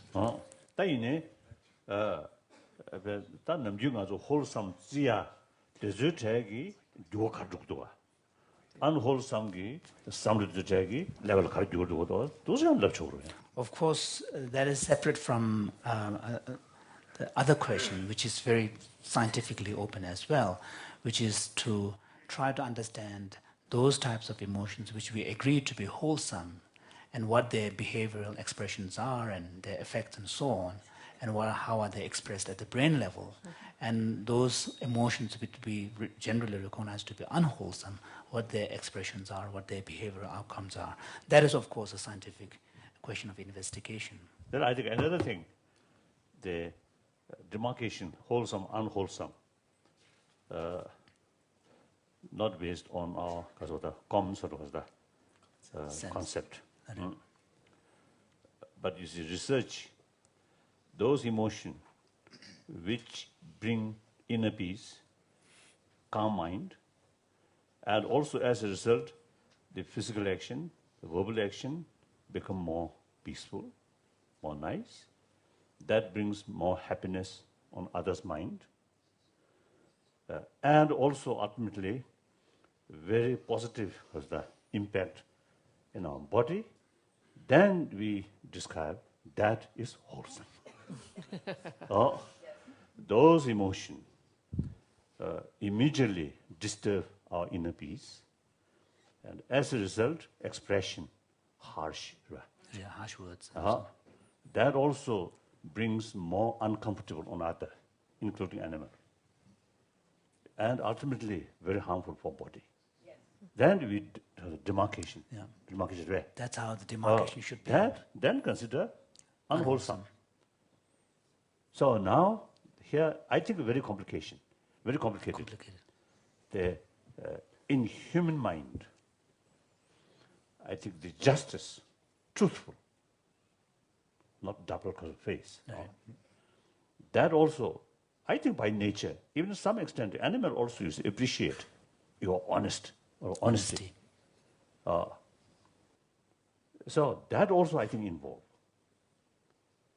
Something brings some satisfaction or inner peace, but actually go against with justice, honesty. No. So ultimately, that brings some uncomfortable deep inside. So that should you see in the category of unwholesome. Although brings some pleasure. For the moment, some peace of mind, maybe satisfaction. But ultimately, it may increase some uncomfortable. So that should bring unwholesome. And other, temporarily, a little bit uncomfortable. But still, you have truthful conviction. There's no need to say double stand, right? Double stand. That brings you inner strength. Clear? So I think complicated. These things are complicated. So the point is, how do we draw the line between wholesome versus unwholesome? It should not be contingent entirely upon how it feels, but a sense of fairness and justice also need to play a role in that determination.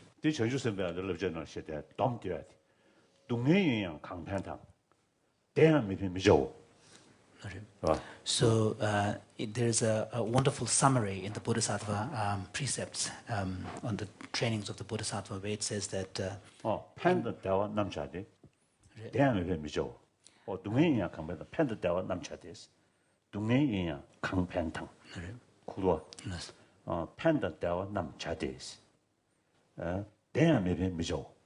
so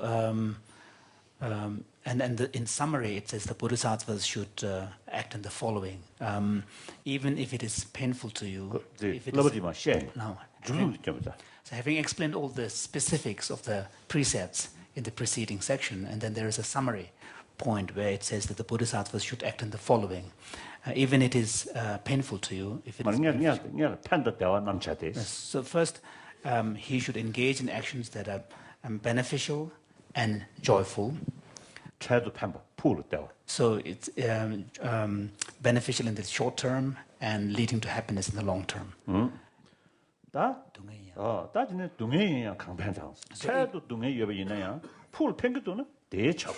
So even if it is painful, if it is beneficial, one should do it. So the idea here is that in the short term, even if it leads to some form of suffering, if in the long run it's leading to happiness, one should do it.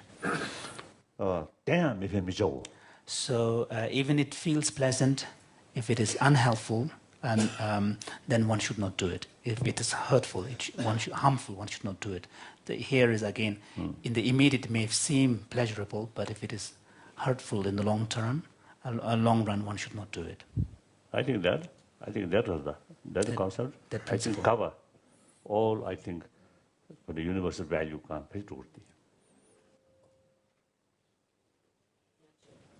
So you would also, of course, tie in ethics into all that.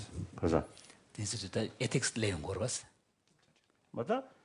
늘 ethics 안 파시고 말다. 다 패마다 ethics. 네버데 안 ethics. 도스로다. Well, that's not the way to look at this. the way to look at it is to actually... There is no absolute ethics, yeah. It's no absolute good. Yeah. It's not the case that you have first a set of ethics and then you bring it into your understanding of what is wholesome and what is unwholesome, but rather it's the other way around. You analyze the mental reality and find which is harmful and helpful, beneficial. Long run. And then on the basis of understanding that, then the summary kind of conclusion would be the ethics.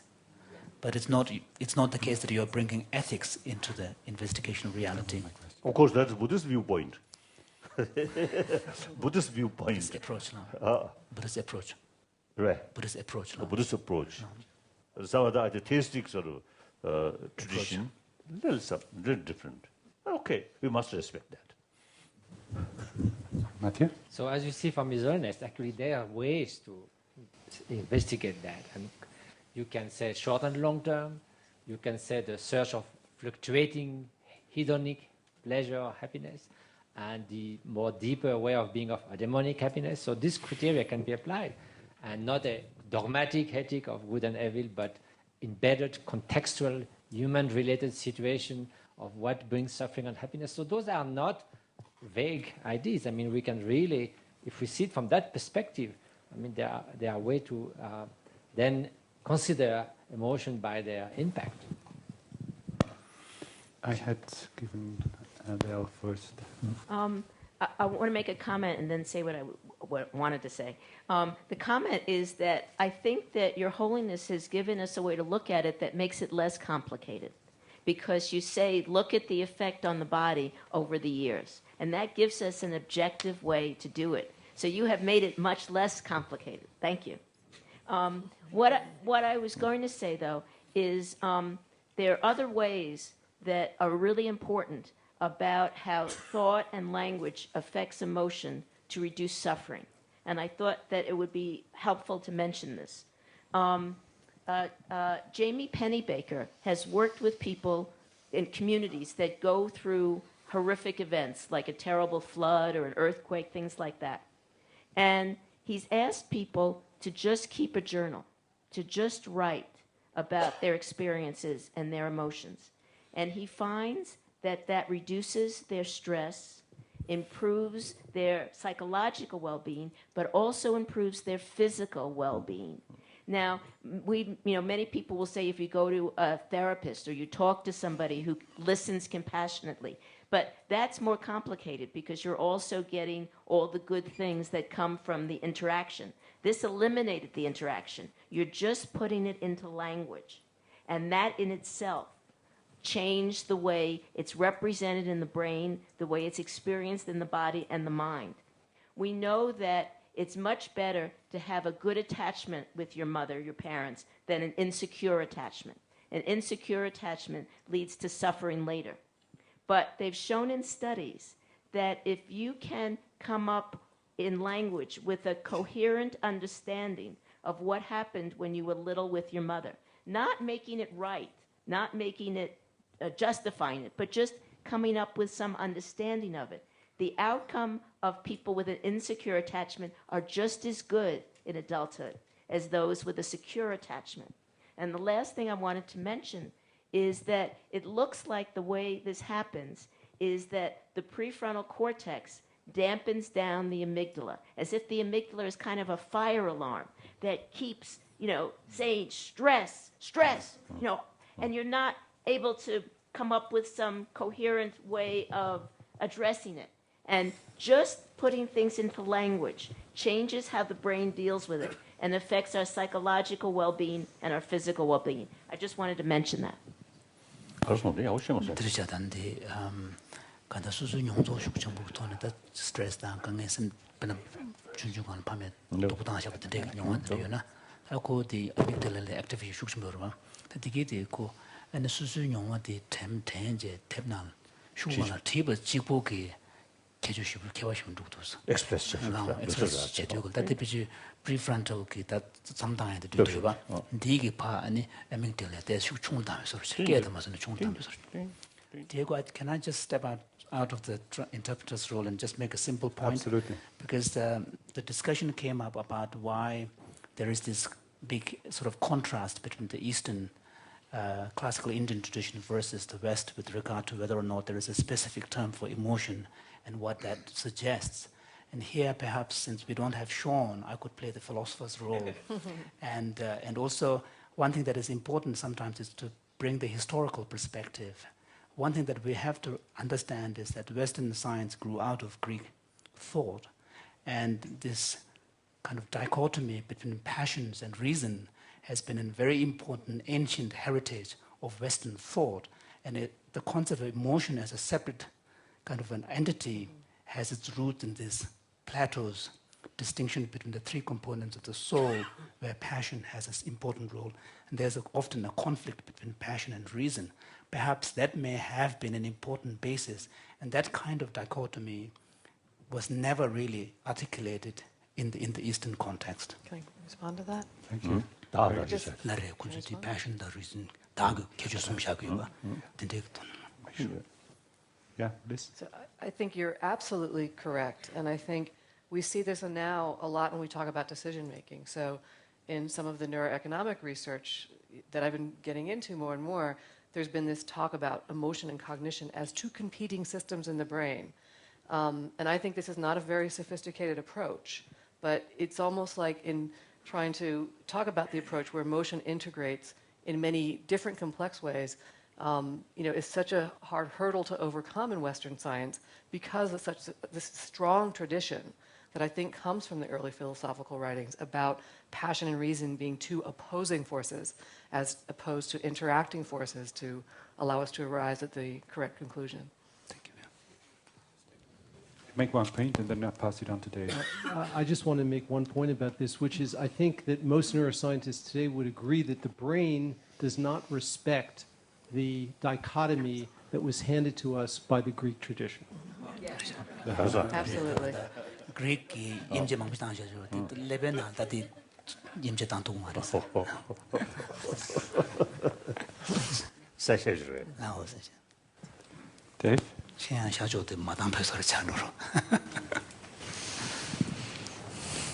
I would like to bring attention back, at least briefly, to the notion of beneficial in the long term. So there are many people in the world, and often, on occasion, one is confronted with a situation where one can make a decision such that by taking Act 1, many people will be benefited somewhat. Their suffering will go down and their happiness will go up. But in contrast, one might make another decision instead that will improve the situation of fewer people, but to a greater extent. I might make a decision such that I can create enlightenment in a much smaller group of people while the suffering is worse and the happiness is less for the rest of the people. So you have a situation that involves a moral dilemma. Suppose there is a man on a bridge and I'm standing next to him, and if I push him off the bridge, I can save 5 people down below because his body will stop a train that's about to run into 5 people down below who don't see the train coming. What should I do? Should I sacrifice the life of the one man in order to increase the happiness of the 5 down below? How do I resolve all of this according to the precepts of Buddhism, compassion, and so forth, when I'm deliberating this and there's only 2 seconds to decide whether or not to push? 네.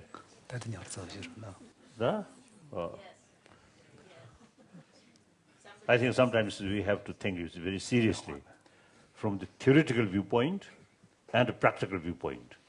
Sometimes there is sort of the contradictions. Contradictional conflict.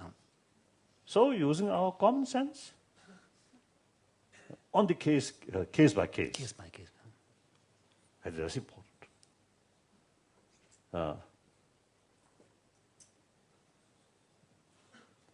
아주 준준한 이유도와 다 자학한테 가 있는 거 가서 그래. 그게 팬이 다 자치주 연식된 다 로래 사실. 다 팬이 쓴 거에 absolute 믿어와. 네. In fact, in Shantideva's text, there is basically a point raised that in the end, how one acts in a given situation. 즉 되지 않다. 가자. 리프시 가자. 리프시는 제부터. 리프시도 같이 잡았어요. 여봐. So how one acts in a given situation is that the person should really weigh what is the most appropriate thing to do in the end.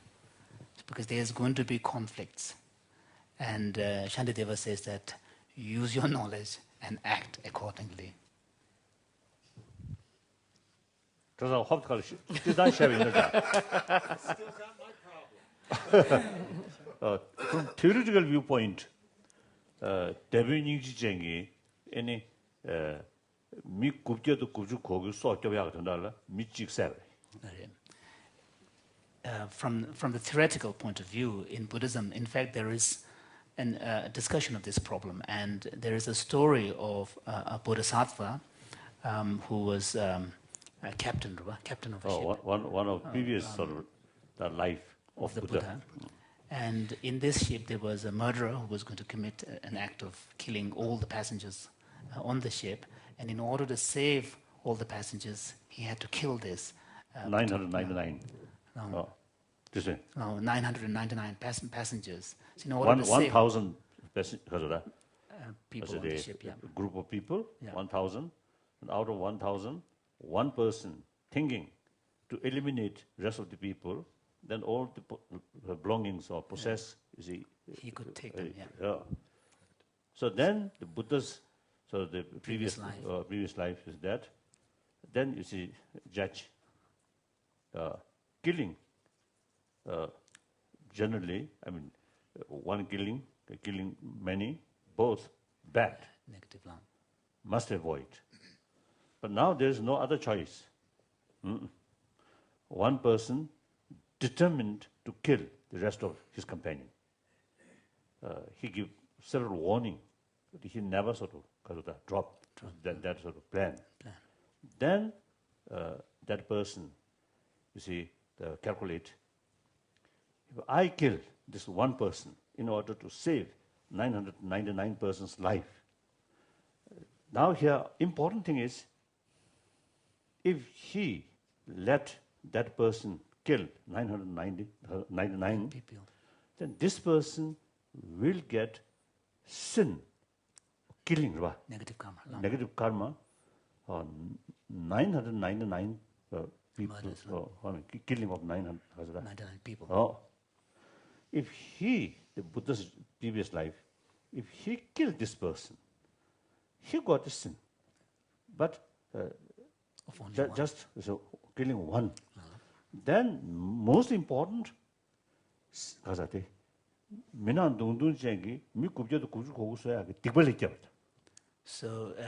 from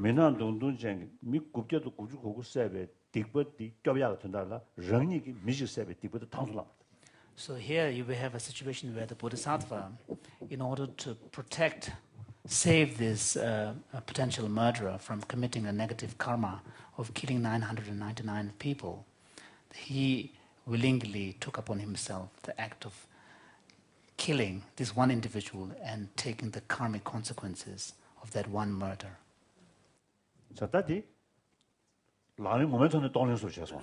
So here, in a sense, what we have is a form of giving and taking, Tonglen practice.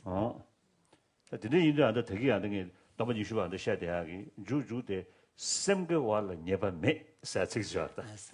So now to follow up on this, David, your point, earlier I cited that summary from a particular text. After having listed all the Bodhisattva precepts, I did leave out one final line, which says that for whose heart is pure or virtuous, and there is no sin. there is no fault. So ultimately depend one's own ultimate motivation. Sincere compassion, sincere sense of concern of others' well-being. Usually these demarcation, right and good, usually is based on our egoistic attitude. This is someone who thoroughly trained the egoistic attitude, diminish full of compassion, sense of concern of rest of the others. entire sentient being, then equistic to the right or wrong shesha of the So for that individual, then the demarcation that is normally drawn between what is right and wrong from a sort of a self-centered perspective no longer applies.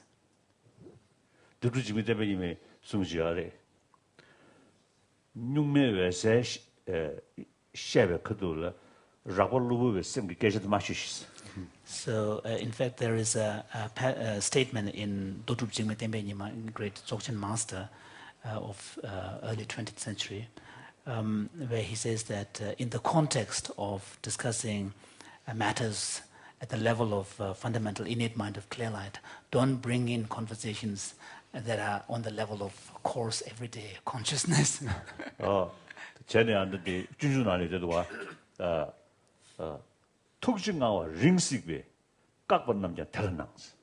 So in relation to this, in Shantideva's text, Guide to the Bodhisattva's Way of Life, Bodhicharya Avatara, where he says that, talking about Bodhisattva's ethics, he says that given the far-sightedness of the great compassionate Buddhas, even those that have been conventionally prohibited from conventional norms were permitted to the Bodhisattvas.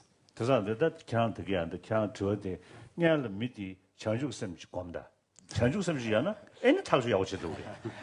in the case of this ethical dilemma, the ethical dilemma that you presented of the person who's standing up on the bridge and wondering whether he should push this other person down, first of all, that person needs to have cultivate bodhicitta, this altruistic, then he will be able to know what to do. That motivation, then okay. Whatever he done, okay. Kasa. That's an option too.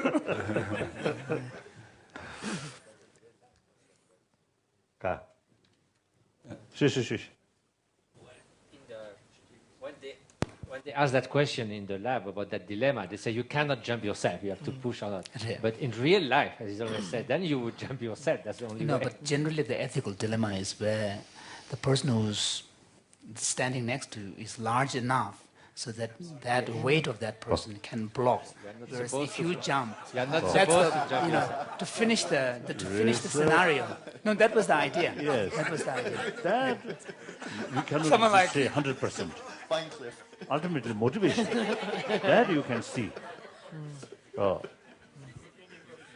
지단단 the ethical dilemma 그런지 시에서 그저 깨지만 무시해고 다디 시에베컬이야 상바간 대니 비자자니 저봐 비자니 그걸 샤감 부르지 마세요 말다 그 샤감 다자 코마 총부에는 릴가토요 말봐 알레 자들 아니 미샤 작벌스 그거도 그걸 러시아에 도중서 뭐도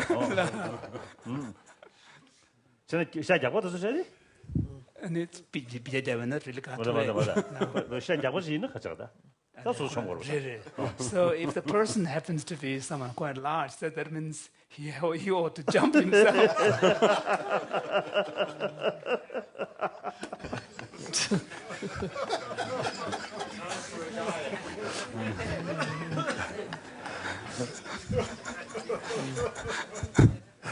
Alan, you wanted to make a comment? Yeah, we have this enormous term emotion that is so prominent in our Western, ever going back to Plato. The term that is so dominant, central in Buddhist understanding of the mind, that we've not really unpacked much yet, is the word klesha in Sanskrit. And I would suggest it's often translated, I've often translated as mental affliction, but in my conversation with Bob Thurman just last night, it's not simply a feeling of being afflicted, but rather it's a tendency of the mind, a process of the mind that gives rise to affliction. So more of an afflictive tendency. The definition of this in Tibetan, well, I forget the Tibetan, is it's a mental process that disturbs the equilibrium or upsets the peace of the mind. Now, as Aholant has often commented, that when you experience very strong compassion, you don't feel really peaceful. The mind is certainly aroused. You wouldn't say I'm feeling, serenity at that time. But it's a reality-based disequilibrium, a reality-based arousal. And so therefore, even though the surface is disturbed, at core, it's very grounded, and there is a deep equilibrium. But I think this raises a very rich interface with cognitive neuroscience, psychology. And to take an example, loving kindness is a virtue. It's not a mental affliction. And we cultivate this through meditation, and what it is a very genuine, heartfelt caring and yearning that oneself, others may experience genuine happiness and the causes of happiness. But now there are false facsimiles, things that one can very easily oneself mistake for loving kindness. And so one may be practicing loving kindness meditation and just feel a very pleasant feeling. It's really sweet. And think that's loving kindness. It's not, it's just a feeling. But more pernicious than this is that one may mistake it for something that is really self-centered gratification, as in sexual love, sexual infatuation. I love you so much, I can't live without you. Here, have all this stuff. And one feels so much love for this person. In fact, it's not loving kindness at all. It's a mental affliction of craving. It's all about my gratification. Take one other example, but this does lead to a question, and that is compassion. Compassion also is not simply a feeling. It's not simply empathy or sadness for the other, but rather a profound yearning. May you be free of suffering and the causes of suffering. Once again, that's a virtue. But there are false facsimiles. For example, moral indignation. Moral indignation when one sees a victimizer. Moral indignation. 초심을 당심절지. 시행기 접어 독주 제배는 that 말하면 죄송선 당심절로. And one feels very moral indignation, moral righteousness, that I'm so outraged and I'm feeling so compassionate, completely conflate these things. Whereas in fact it may be really the afflictive tendency of anger, but manifesting in the guise from the first person is I'm feeling tremendously compassionate, and therefore I'm going to write a big check, but it's really all about anger. But the false facsimile that's classically presented in the Theravada scriptures is actually despair. Is despair. And that is one looks at the world of suffering and feels tremendous sadness. And so what would be so interesting, I think, as the Buddhists are seeking to get help from the scientific community, not simply having interesting conversation, and that is we are easily deluded as we are trying to assess our own practice. And is this genuine loving kindness? Is this genuine compassion? Is my mind right now, has it succumbed to an afflictive tendency or not? Right? It would be marvelous to know what parts of the brain are being activated in genuine loving kindness as opposed to simply self-centered attachment and gratification and so on. Do you think this is feasible, or is it just way too subtle for cognitive neuroscience to access? So I have some kind of closeness feeling, or love, out of sexual, very close sort of feeling to a friend, that usually called biased. And very much sort of related with equal, my friend, my wife, my husband, like that. So that, because biased, that kind of sort of closeness feeling or sense of concern never extend towards your enemy. Now, genuine compassion is not based on something good for me, not that way. But those sentient beings who have the experience of pleasure or pain, just like myself, who do not want suffering, yet is passing through suffering. So on that recognition, develop sense of concern. Now that, not sort of because of the concern whether others sort of attitude towards yourself, friendly or negatively. It doesn't matter. Your enemy, also sentient being, also have every right, just like me, to overcome this suffering. So from that way, it's a developed sense of concern, compassion. That is unbiased, genuine compassion. That kind of compassion only comes through training. The other type of biased compassion is a biological factor. So like that. That I think we can make distinction. So then another thing, the genuine, unbiased compassion, which come from training, reasons, there is solid basis. So full confidence, inner strength. The other one can go with fear, hatred, some other sort of negative emotion, or also you see, I think very much involved. and much sort of, I think, oriented at others' attitude. The other one, not on the attitude, but the being. So big differences.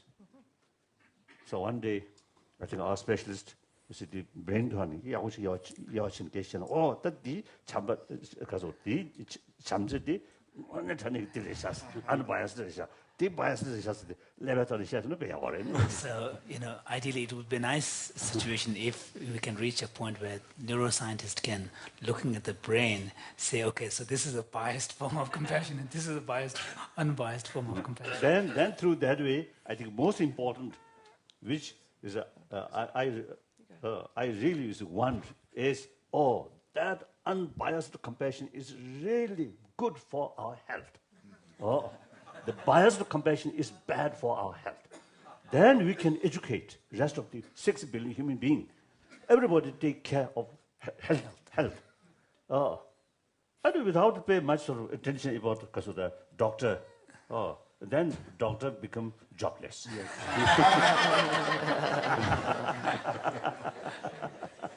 What did you want to answer? With your list?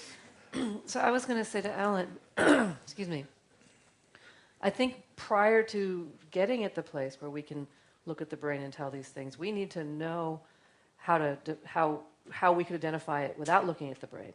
That's the most important thing, because once we can be sure that we're identifying these differences without looking at the brain, then we can go into the scanner and try to see what the differences are in the brain. And then I think Richie wants to follow up, but I have a question. But I'd like just to respond very briefly to that.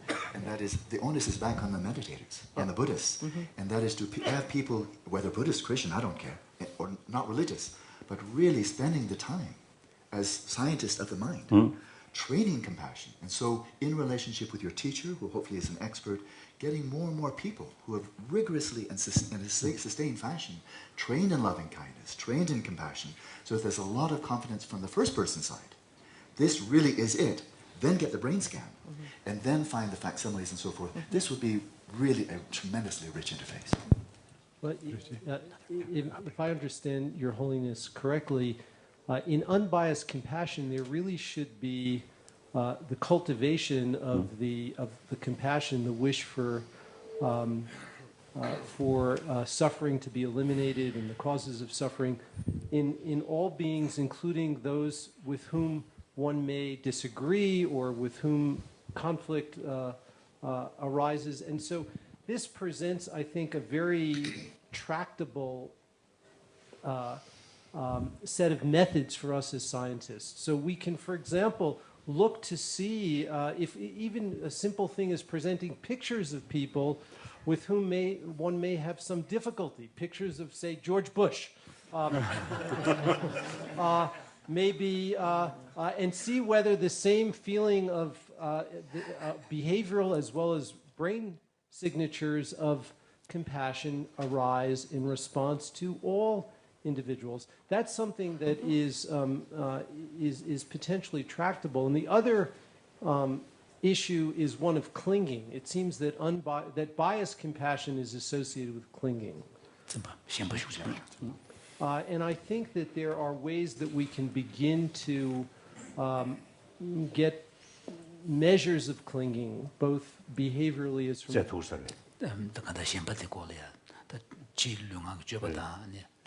Even at the brain level, clinging? Well, yes, even at the brain level. And so...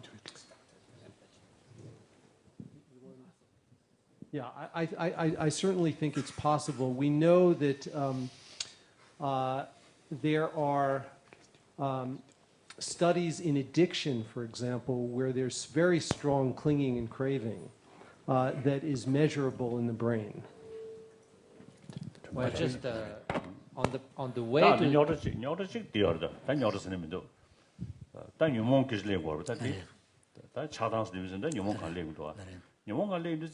딱 그 로징에게 로션다 짐바 다 덴진사 다 디케스들이 뭐다 등진 덴진사 저제리 배녀도 배 사버리셔야 돼 배무슨 요 사 랑데나 샤샤네 따와 차라가 왕기 랑든 거시기 로 튼줄지야 아니 랑든 거시 뭐는 샤바이나 따와 차르치고 이러잖아요. 로친질로 록시르신 셰그바. 다 디디 역사 나르샤. So given that we are talking about now a way of measuring and observing the effects of the klesha, I'm still going to stick with my afflictions rather than afflictive tendencies. Nyomong 6 hours the Bob Thamon chronic affliction malaj afflictive tendency. You want to be attached to afflictions. So since we are now talking about ways of measuring and observing and testing what constitutes an afflicted state and unafflicted states and so on, another confounding factor is actually again the element of grasping and what constitutes a valid kind of veridical state of mind and what constitutes a distorted state of mind, even within the Buddhist tradition, depending upon how subtle your understanding of reality is, how subtle your view of reality is, what ultimate reality is, what may seem to be a veridical state of mind in one philosophical school may turn out to be non-veridical and distorted from another perspective. So this is a confounding factor in this. Translate a little bit more. 자, 되게 안에 게 중요하다. 이고 사이드 저샤 두 사이드. 다 이고를 저리기 유지잖아요. 네. 나르 좀 사이드 추별로 임. 네. 딱 나르 진룰이야. 추별 차야스는 딱 그 견전 차야디 나 템버 짐베 로티기 온대야. 나 민족 다성 나르 짐베 로티기 가서 오시고디. 다 never look So for example, one of the key elements in many of these afflicted mental states is their rootedness in one way or another to some form of egocentrism or self-centered attitude or perspective. So again, this question about self-regarding or some sort of self-identity, what constitutes a distorted form and what constitutes a kind of a undistorted form will depend very much on how you understand the nature of selfhood or personal identity to be.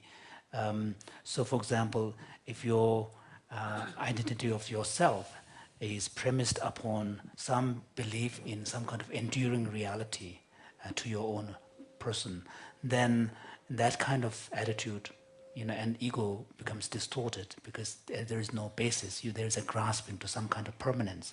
On the other hand, you have a self-identity that is simply taking self or a person to be a kind of a nominal reality, like a kind of a case holder.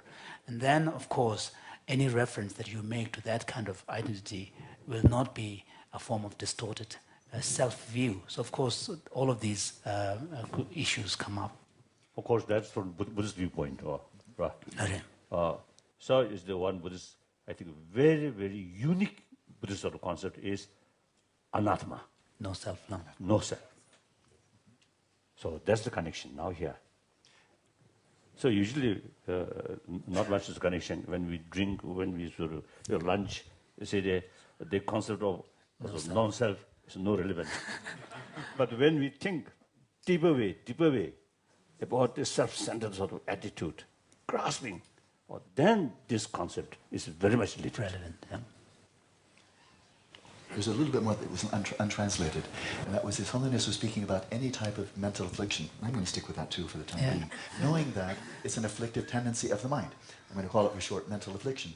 That for any of them, whether it's craving or attachment, there's going to be an underlying reification of the object that one is grasping onto as being intrinsically desirable, intrinsically undesirable. And so this is where one grasps onto it as something inherently existent, something more tangible, substantial than, remember our earlier conversation when I said, is Rupert here? Oh yes, in a manner of speaking, I see Rupert, he's right over there. It's in a manner of speaking, it's just that, it's nothing more. I'm not seeing some inherently existent ego, person over there, who has a body, has a mind, but just in a manner of speaking. But when the craving or hostility as mental afflictions arise, they tend to really grasp and reify, taking out of context. So George Bush, not seeing all of the influences that have come and give rise to his behavior, just the real George Bush.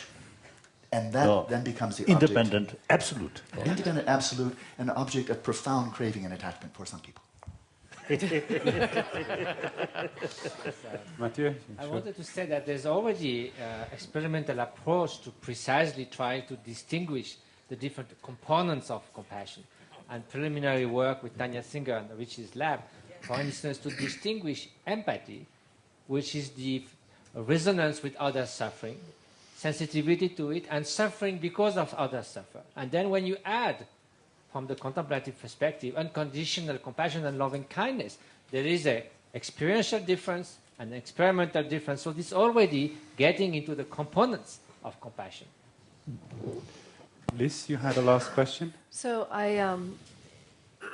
Your Holiness, I wanted to ask, in my presentation I talked quite a bit about how emotion changes sensation and attention and memory, and I was wondering if there's anything in the Buddhist teachings that talks about a similar effect of emotion on things like sensation and attention and memory.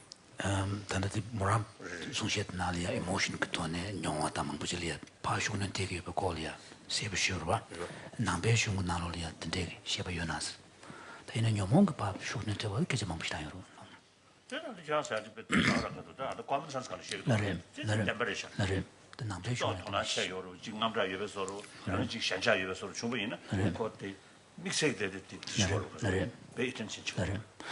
No, it's what you have presented, the impact, the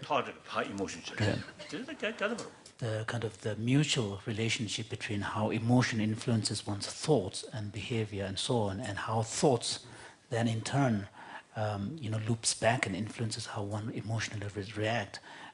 This is 100%. It's in some sense it's actually a common sense, and it's very similar to the way Buddhists would understand. So in fact, the experiments that you have done is very beneficial to the Buddhists to learn. Well, thank you.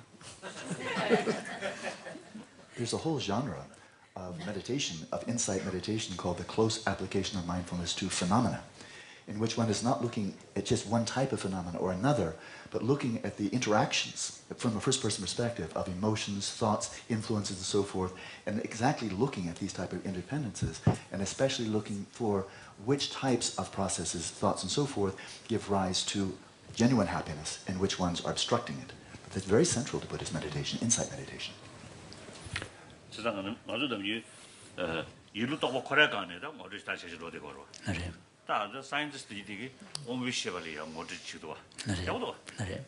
So one